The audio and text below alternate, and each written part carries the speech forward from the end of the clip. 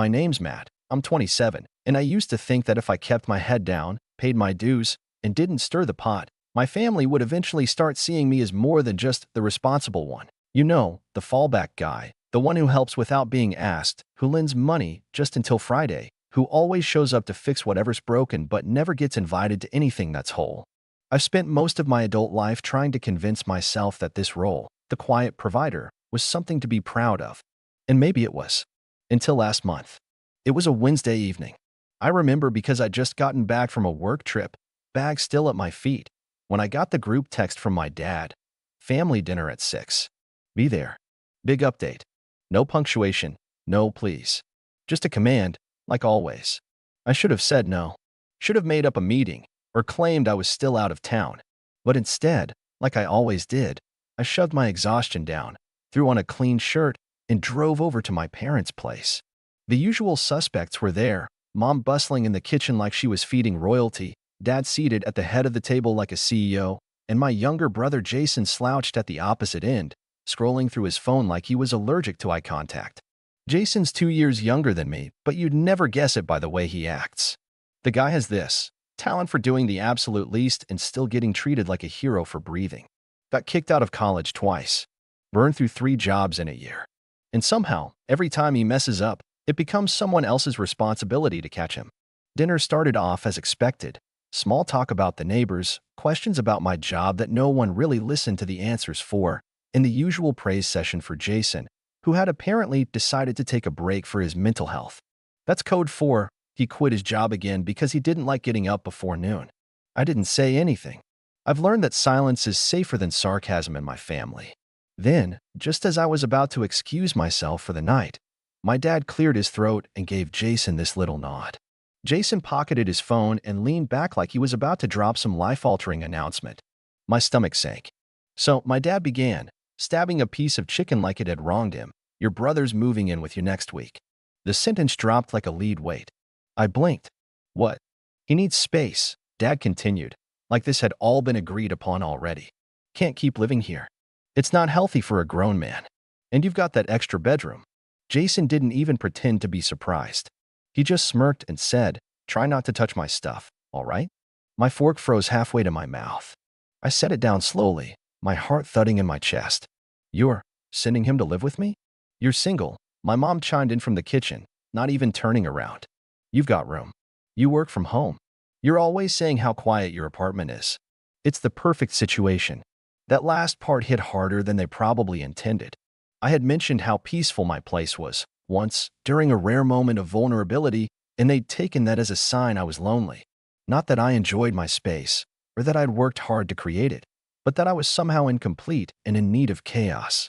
I already pay rent there, Jason added, as if that sealed the deal. Well, not yet, but I will once I get settled.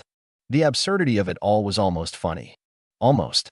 But what really got me wasn't the decision itself, it was how matter-of-fact they all were about it. Like I didn't even need to be consulted. Like it wasn't my apartment, my lease, my life. I wasn't a person to them in that moment. Just a resource. A solution. A spare room with legs. I wanted to shout. To throw my napkin down and walk out. But instead, I just smiled. It was a small smile, tight-lipped and calm, the kind of smile you give someone right before you drop the floor out from under them. Because the truth they didn't know, the one I hadn't told anyone, was that I didn't live in that apartment anymore. I'd moved out last week. See, after the 3rd time my parents tried to guilt-trip me into giving Jason a small loan for his rent, I started thinking about how much of my life wasn't really mine. I had this realization at 2 a.m., sitting in my apartment while Jason crashed on my couch for just a weekend that had turned into 5 days. He'd eaten through my groceries, left dirty dishes in the sink, and invited some girl over who ended up stealing my earbuds. I remember looking around and wondering why I was living like this. Why I was constantly sacrificing my comfort so my brother could continue pretending adulthood was optional. I gave notice to my landlord the next morning. Found a smaller place on the other side of the city, quieter, cheaper, and completely mine. I didn't tell my family because I didn't want the lecture. And because I knew, deep down, they wouldn't notice I'd gone. So now, sitting at the dinner table with their grand announcement still hanging in the air, I just nodded. All right, I said, picking up my fork again.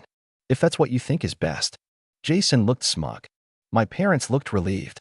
And I just ate the rest of my dinner in silence, thinking about how satisfying it was going to be when they finally tried to make that move. Because the lease?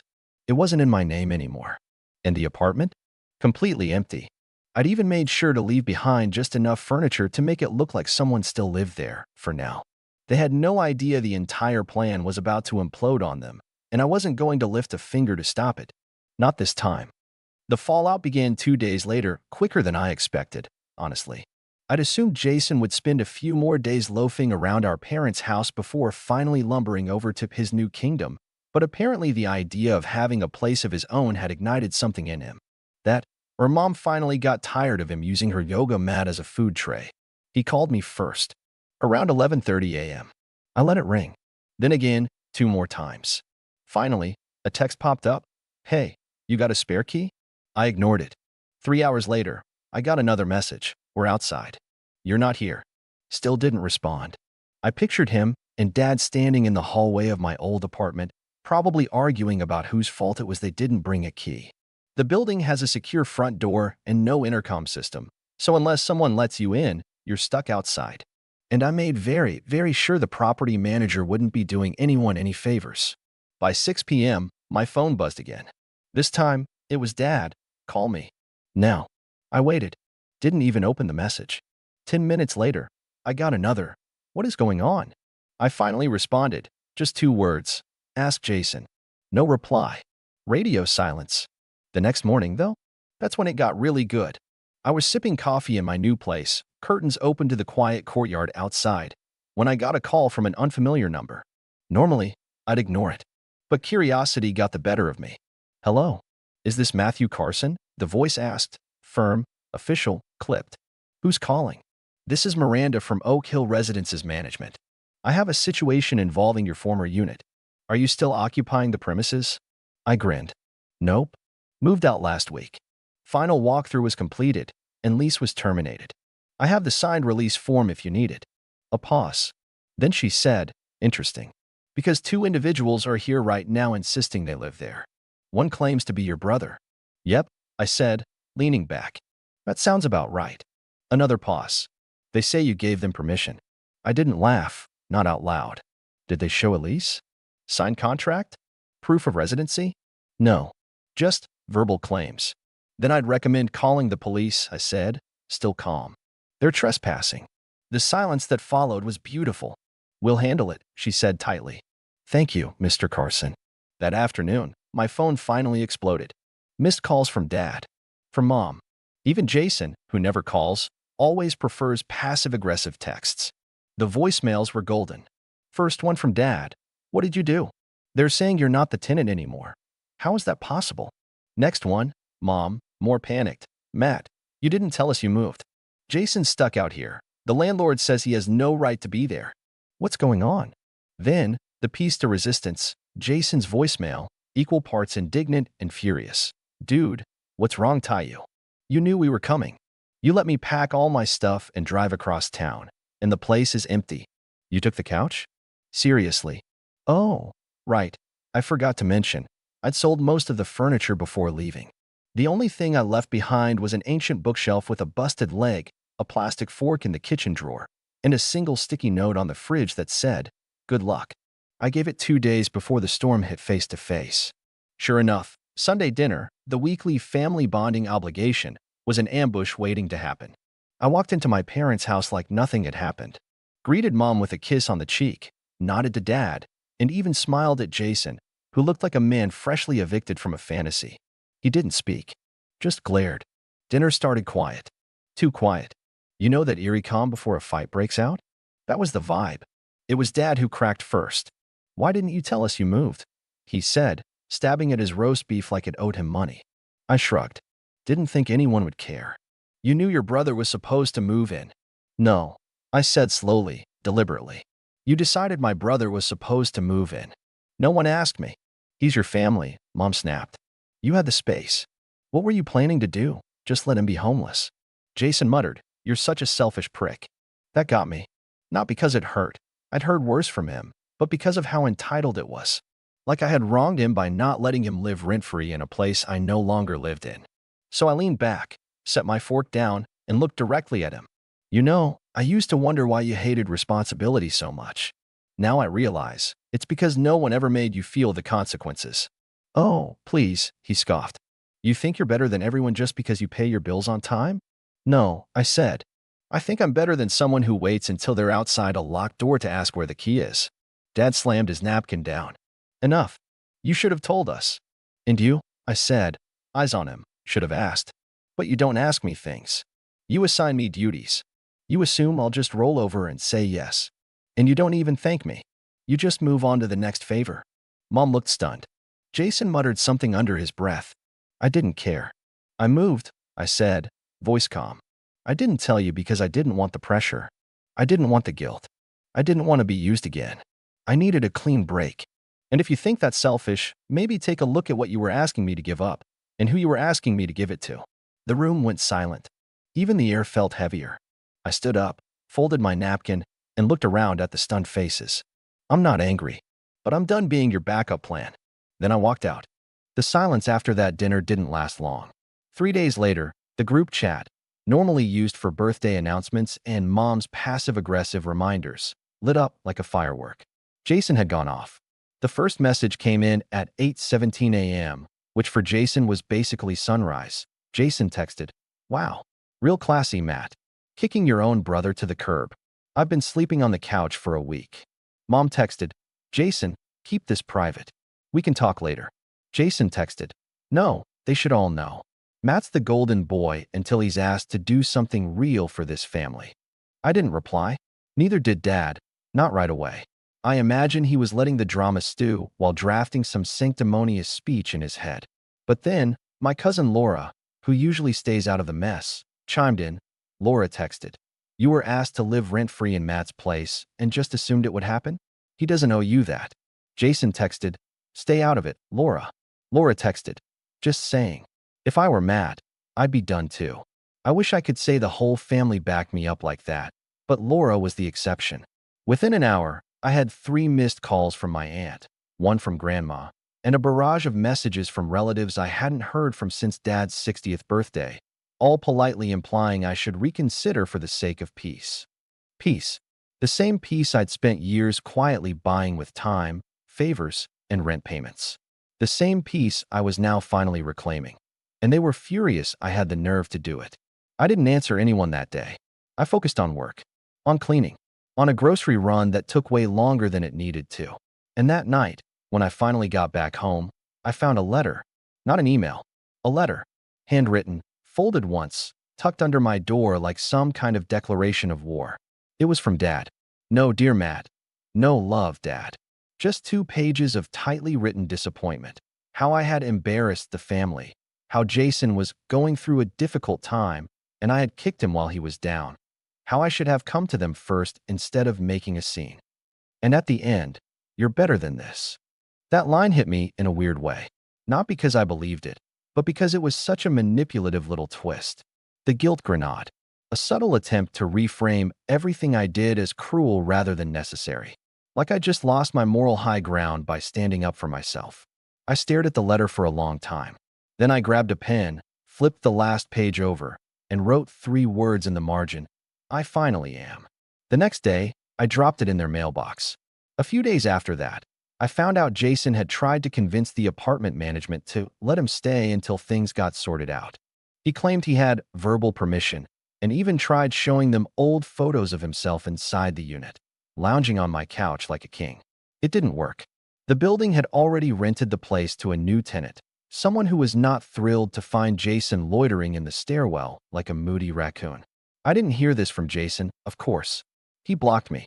I heard it from Miranda, the manager, who called me to give me the update, and ended the call with a dry, "Your brother isn't welcome on the premises anymore." I thanked her, and that was that. Until the family meeting. Yeah, that happened. Mom texted me that Sunday. "Dinner. Everyone's coming. It's time we all talk like adults." I almost didn't go, but a part of me, the stubborn part that had been sitting in silence for years, wanted to see their faces. To look them in the eyes, not with anger or bitterness, but with calm resolve. To show them I wasn't folding this time. So I went. Same house. Same kitchen. Same long oak dining table we'd gathered around every Thanksgiving since I was 10. Jason was already there, sitting stiffly at one end. He didn't look at me when I walked in. Dad was by the window, arms crossed. Mom was nervously slicing carrots she didn't need to slice. And 2 chairs had been set aside. One for me, one for the empty idea of obligation they still thought they could guilt me into honoring. "Matt," Dad said the moment I walked in. "Sit." I didn't. "I want to say something first," I said. "Just so we're clear before this turns into another intervention disguised as a meal." Mom looked up, startled. Dad raised an eyebrow. Jason, to his credit, kept his mouth shut. "I'm not angry," I said. "But I'm also not apologizing. I didn't betray anyone. I didn't sabotage Jason. I moved out because I needed space. And you decided, without asking, that I didn't deserve that space. You made your brother homeless," Mom said, softly but firmly. "No," I said. "He made himself homeless by assuming someone else's life was his to live in." Jason finally spoke. "You could have warned me." "I did," I said. "When you were crashing on my couch and left pizza boxes on my bookshelf. When you walked around like you owned the place. When you never once said thank you. That was your warning." The room went still. And then Dad said the thing that changed everything. "You used to be reliable." That one stung. Because it was true. I had been. And I finally understood why that word always felt like both a compliment and a curse. I stared at my dad for a few seconds after he said it. "You used to be reliable." The words echoed in my chest. Not because they surprised me, but because they confirmed what I'd been suspecting for years. I wasn't a son to him. I was a service. When the Wi-Fi broke, when someone needed help moving, when Jason needed bail money, when the mortgage was short, when the guest room needed painting, it was always me. Never once with a thank you. Never once with an ounce of respect. Just the expectation that I'd say sure and smile while doing it. I exhaled, sat down slowly, and looked at my father across the table. "You're right," I said. "I used to be reliable. Reliable like a spare tire. Reliable like the quiet background noise no one notices until it's gone." He narrowed his eyes. "Don't twist my words. I'm not. I'm just saying I finally understand what you really meant by reliable. You meant convenient. Predictable. Silent. Mad." Mom tried to cut in, but I raised a hand gently. "No, Mom. Please. Let me finish this, just once." She closed her mouth, but her eyes were pleading. Jason was still glaring at me, arms crossed, like this was a courtroom and he was the plaintiff. I moved out because I realized I wasn't living my own life. I was living everyone else's. Paying bills that weren't mine. Fixing problems I didn't create. Giving time I never got back. And every time I asked for a little space, a little respect, I was told I was being selfish. My voice cracked a little there, but I kept going. I let Jason stay with me even after he brought strangers into my apartment. I loaned him money even after he promised. 3 times, he'd pay me back and never did. And when I finally needed a break, when I decided to move and not tell anyone so I could breathe for a second, the first thing this family did was try to hand over my life to him again. Jason finally snapped. "You think you're better than us now just because you moved into some tiny apartment across town?" "No," I said. "I think I'm finally equal. Because for once, I made a choice that was about me. Not about patching your mistakes." "Oh, grow up." "No, you grow up, Jason." My tone sharpened, and he actually flinched. "You're 25 years old and still act like the world owes you a soft place to land. You've never held a job for more than 6 months. You treat people like furniture, useful until they tell you no. And the worst part? You don't even realize how lucky you've been. Because if I'd behaved half as recklessly as you, Mom and Dad would have disowned me years ago." Jason started to say something, but I held up a hand again. "And you know what? That's not even your fault. It's theirs." Now Dad sat up straighter. "Excuse me. You made him this way. You protected him from every consequence, covered every mess, blamed everyone else for his mistakes, and used me as your solution. You told me it was my duty to help him, but you never once told him it was his duty to grow up." "That's enough," Dad growled. "No," I said calmly. "Not yet." I turned to Mom. "You once told me that Jason was going through a rough patch. You said it 3 years ago, and again 2 months ago. At what point does a patch stop being rough and just become the road? You told me I was the strong one, the dependable one. And you're right. But being strong doesn't mean being a doormat." She didn't answer. She just looked down at her lap. I stood up. "I didn't come here to ask for an apology. I didn't even come to explain. I came to set a boundary. Jason scoffed. What are you, a therapist now? No, I said, turning to him one last time. Just someone who's done enabling you. Dad's face was red now, but he wasn't yelling. He was clenching his jaw, that silent kind of rage that used to scare me when I was younger. Not anymore. If you all want to pretend like I'm the villain for choosing peace, that's fine. I won't argue with you. But don't expect me to clean up this mess next time. Jason is not my responsibility. This family's problems are not my responsibility. And from now on, my silence won't be either. With that, I walked to the door. Matt, Mom called softly behind me. Please don't leave like this. I paused, hand on the doorknob. Then how should I leave? No one answered. So I walked out. And for the first time in my life, I didn't feel guilty about it. It's been 6 months since that dinner. I haven't spoken to Jason. He moved in with some old friend of his, and last I heard, he got fired from yet another job and trashed the guy's place before skipping out. Apparently, he owes 2 months of rent and left behind a cat he borrowed from an ex-classic Jason. Dad sent me a single email 2 weeks after our blow-up. No subject line, just a brief message. If you ever want to talk, I'll be here. I didn't reply. Mom calls occasionally. Mostly short, polite updates. She asks how I'm doing, tells me about cousins, then carefully avoids any mention of Jason. I think, maybe, she finally started realizing the difference between support and exploitation. As for me, I still live in that small apartment with the courtyard view. I replaced the old couch with a secondhand leather one, painted the walls a warm beige, and bought plants I actually remember to water. I started cooking again. I sleep through the night. I even adopted a rescue dog named Bruno. He's quiet, loyal, and the only roommate I've ever had who doesn't steal my food or crash on my couch for weeks. And you know what? I'm happy. Not the dramatic movie ending kind of happy. Just stable, peaceful, whole. Some nights, I think about how long I let myself stay in a role that hurt me, just because it felt familiar. About how many times I let silence buy me temporary peace at the cost of my own dignity. But then I remind myself, I changed the ending. I didn't just walk away. I closed the door, and I locked it.